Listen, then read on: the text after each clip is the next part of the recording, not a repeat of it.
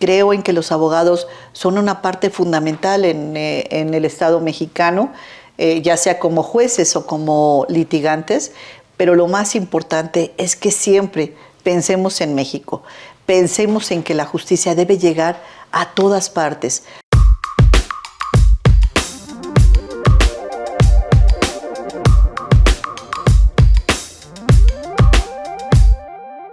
Pues hoy tenemos un programa fabuloso, encantado de que estés en Piensa Fuera de la Caja.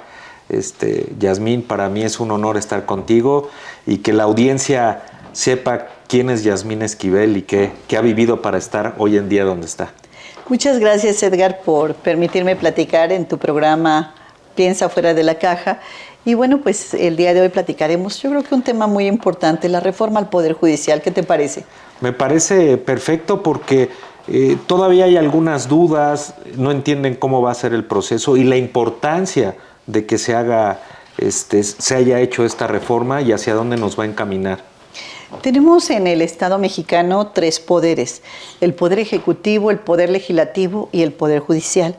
Siempre hemos votado, Edgar, por nuestros presidentes municipales, gobernadoras, gobernadores, presidenta de los Estados Unidos mexicanos. Hemos votado también por los diputados locales, diputados federales y senadores. Correcto. Por primera vez en la historia de México, el domingo 1 de junio va a haber unas elecciones extraordinarias donde se van a elegir a los jueces, magistrados y ministros. Y para mí es importante dar a conocer esta información porque esta elección histórica nos va a permitir que la ciudadanía conozca quiénes son sus candidatas y candidatos y de esta forma transformar el Poder Judicial que tanto se requiere para volver a conectar a México con sus juzgadores. ¿Qué es lo que sucede en este momento? Esta reforma al Poder Judicial era una reforma necesaria, era una reforma urgente y la única vía de cambiar y transformar el Poder Judicial fue la reforma constitucional.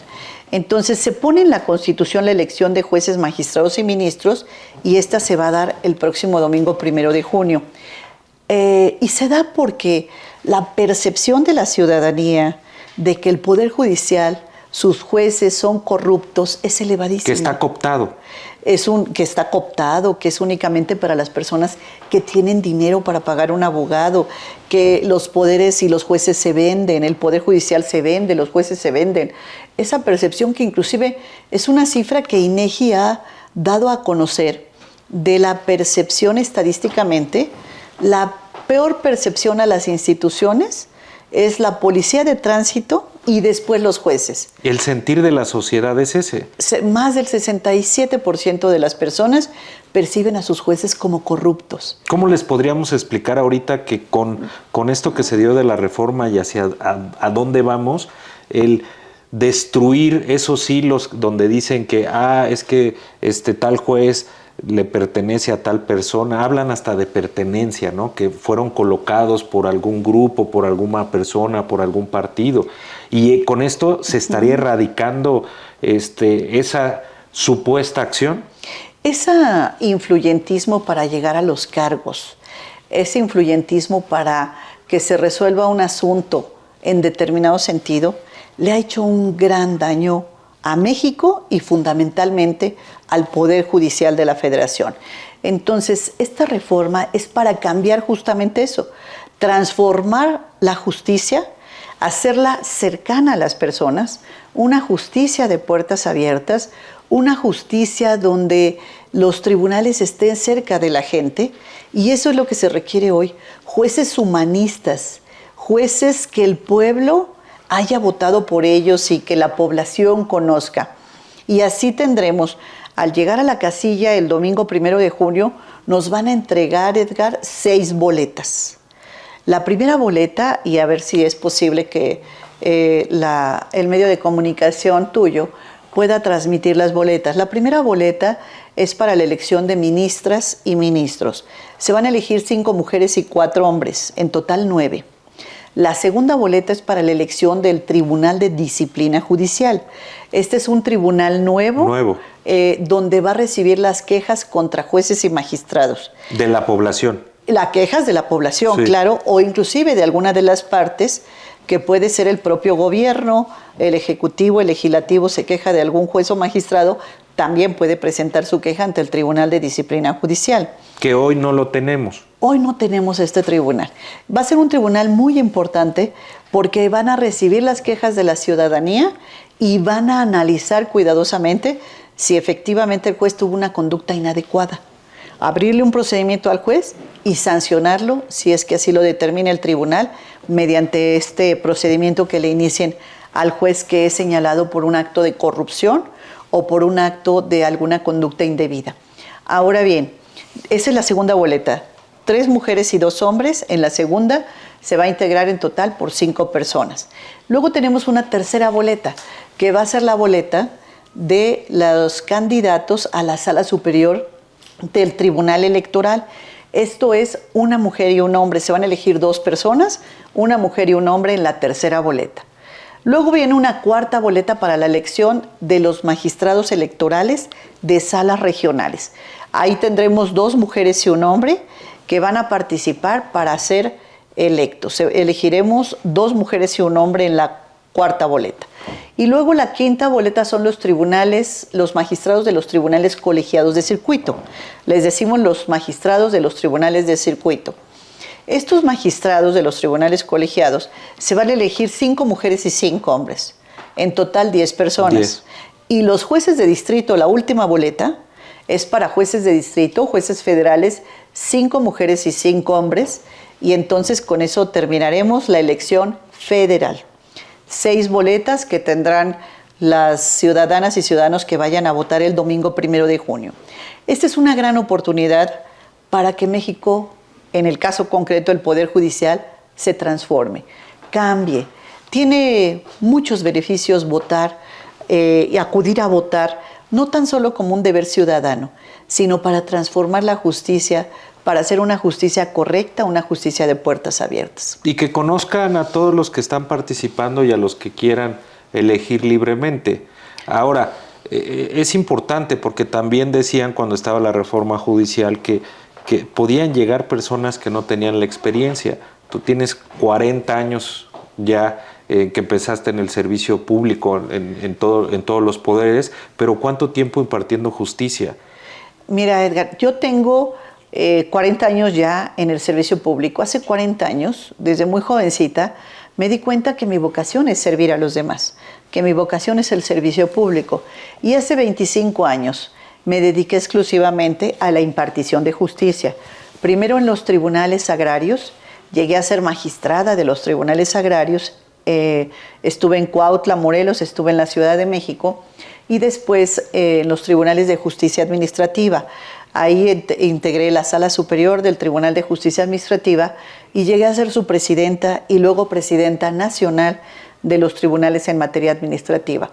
Este recorrido me ha permitido tener cercanía con las partes que les toca resolver y he participado en más de cientos de miles de sentencias.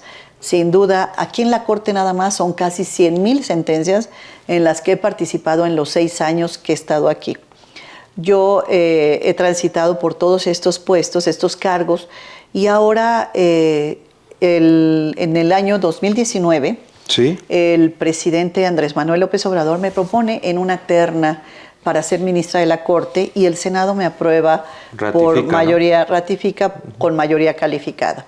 Entonces, este nombramiento concurrente me ha permitido estar en el puesto más importante y que ha sido el mayor honor de mi vida y donde desde esta posición me ha permitido servir a México con los criterios a favor de los que menos tienen, a favor de los grupos vulnerables, a favor de las mujeres, de los niños menores de edad, de los grupos de personas con discapacidad, de grupos indígenas, afromexicanos, mujeres rurales.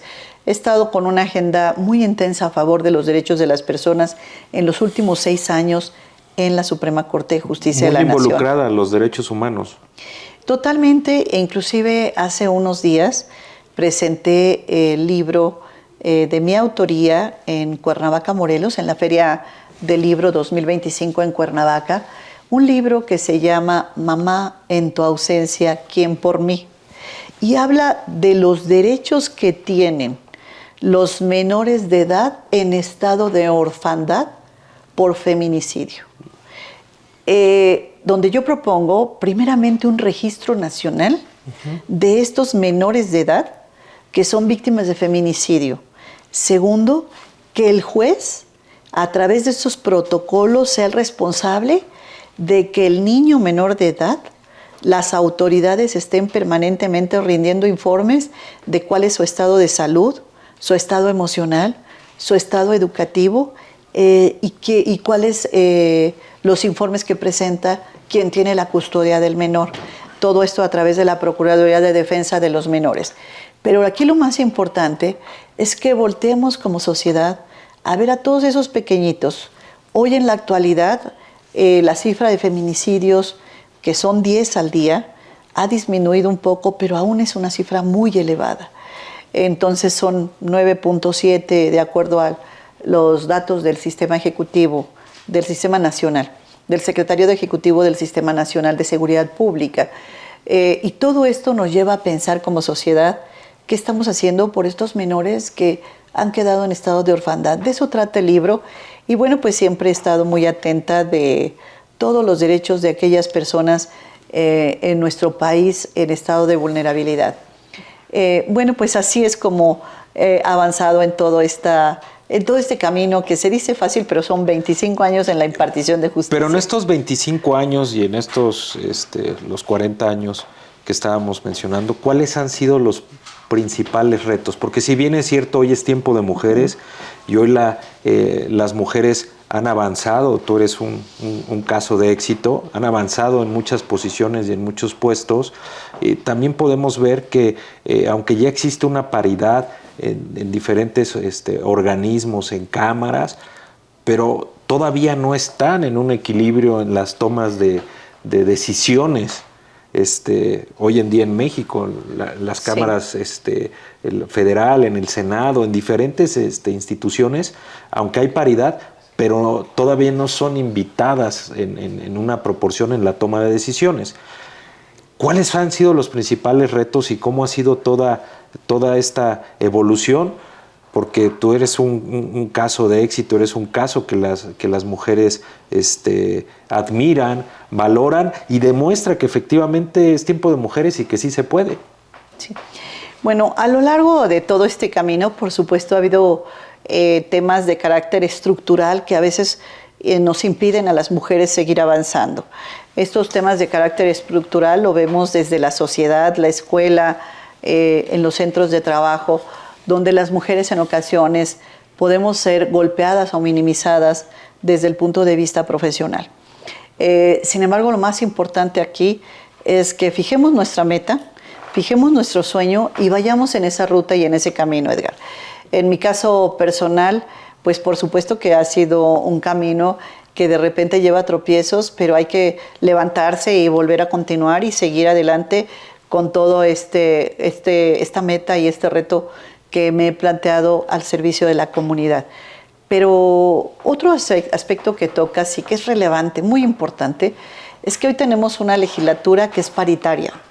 Tenemos la primera presidenta de los Estados Unidos mexicanos, en la doctora Claudia Sheinbaum, algo que hace unos cuantos años apenas hubiéramos soñado, hubiéramos deseado las mujeres, y a nosotras, a esta generación, nos ha tocado vivirlo. Vivir en la primera presidenta mujer para nosotros es algo, las mujeres para nosotras es algo muy importante, muy relevante, porque es un incentivo para decir sí se puede. Si te lo propones, lo logras. Nuestras hijitas, nuestras jovencitas pueden ver que sí se puede llegar.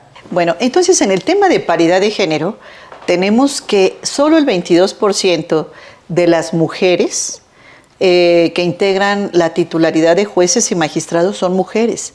De tal manera que todavía hay una brecha importante para que aquí en el Poder Judicial haya una verdadera y auténtica paridad. Esta reforma al Poder Judicial trae un beneficio muy importante, que es la paridad de género. Es decir, de los 881 cargos que se van a elegir el 1 de junio de 2025 para la elección de jueces y magistrados, 441 por lo menos serán para mujeres. Entonces, esto nos garantiza la presencia de nosotras en la mitad de estas posiciones. Y si nosotras en la sociedad somos el 50%, un poquitito más del 50%, Edgar, en esa proporción queremos estar en los espacios de poder, en los espacios de decisión, en el espacio donde se determinan las leyes, las políticas públicas y donde se imparte justicia. Otro tema muy interesante con lo que estamos hablando de el servir, ¿no? Porque hablamos mucho y comentamos mucho que a ti te gusta servir y decidiste empezar a servir. ¿Qué pasa con el tema familiar? Porque yo sé que cuando realmente tienes una vocación de servicio como la tienes tú, pues ya no hay tanto tiempo para la familia, los equilibrios. ¿Qué nos puedes platicar de eso? Pues efectivamente, Edgar, hacer compatible mi función como madre, como hermana, como hija, la vida familiar con la responsabilidad en el trabajo, es un tema que requiere de orden, de organización, de dedicación, de darle a cada espacio, a cada quien ese espacio que necesita, porque pues mis hijos también quiero que crezcan con una gran sensibilidad social, que sean niños, que sean grandes mexicanos que sean humanistas y que siempre estén muy conscientes de sí mismos y de su alrededor y puedan también servir a los demás desde la determinación que tomen en la iniciativa privada o en el servicio público. Ellos son muy pequeños todavía. Y entonces, pues sí ha sido un tema difícil, complejo. Y bueno, pues te quiero comentar que desde muy joven, a los 18 años, yo trabajaba por la mañana, trabajaba en la delegación Coyoacán y por la tarde o noche me iba a la escuela a estudiar a la FES Aragón de la UNAM. Okay. Entonces hacía todo el trayecto en transporte público para llegar a la escuela. Pero yo, igual que cientos de jovencitas, en aquel entonces y que seguramente hasta la fecha, nos transportábamos diario en transporte público y llegábamos caminando porque a veces el autobús nos dejaba lejos de la entrada de la escuela y caminábamos y después a la salida caminaba hacia mi casa que estaba cerca de esa zona. Entonces, todo esto pues ha sido un trabajo de dedicación, de empeño, de buscar ese proyecto en bien de los demás. Así fui creciendo, trabajando y estudiando, pero cuando llegó la familia ya no tenía nada más que trabajar y estudiar los proyectos, sí, sino adicionalmente también atender a la familia. Y hoy trato de darle un espacio los sábados y domingos, algunas horas para estar con ellos y poder conversar. Y entre semana pues es muy difícil verlos porque se van muy temprano a la escuela y yo ya llego muy, muy tarde a la casa. Pues ese es el compromiso como mujer que tienes con México y con lo que todo desarrollas. Para terminar, me gustaría, ¿qué recomendación le puedes dar a todas estas mujeres que quieren generar una formación en el área del derecho, en el área de impartición de justicia? Pues todas aquellas mujeres y hombres jóvenes que me ven, decirles, primero sí se puede. Sí podemos lograr nuestras metas, nuestros sueños con dedicación, con empeño, con entusiasmo. Y si tenemos una caída, levantarnos y seguirle adelante y echarle muchas ganas. Entonces, y decirles que es muy importante el estudio, es muy importante conocer a fondo los temas de carácter jurídico y tratar de llegar a ese lugar que siempre soñaron. Ser juez, magistrado o ministro, o ser un abogado litigante, pero un muy buen litigante que esté en el foro jurídico, ser los abogados que México necesita. Yo creo en esta profesión, creo en que los abogados son una parte fundamental en el Estado mexicano, ya sea como jueces o como litigantes, pero lo más importante es que siempre pensemos en México, pensemos en que la justicia debe llegar a todas partes, no nada más para aquellos que tienen dinero para pagar un abogado, sino también para las personas que no lo tienen y que puedan tener defensores jurídicos gratuitos, que haya una defensoría itinerante, que vaya a los lugares donde no hay abogados, en fin, que tengamos una justicia cercana a la gente y tribunales de justicia con una justicia de puertas abiertas, Edgar. Muchas gracias por tu tiempo, por el espacio y esperemos verte pronto para seguir platicando estos temas tan interesantes. Muchas gracias. Al contrario, Edgar, será un placer para mí. Gracias a pensar fuera de la caja. Gracias.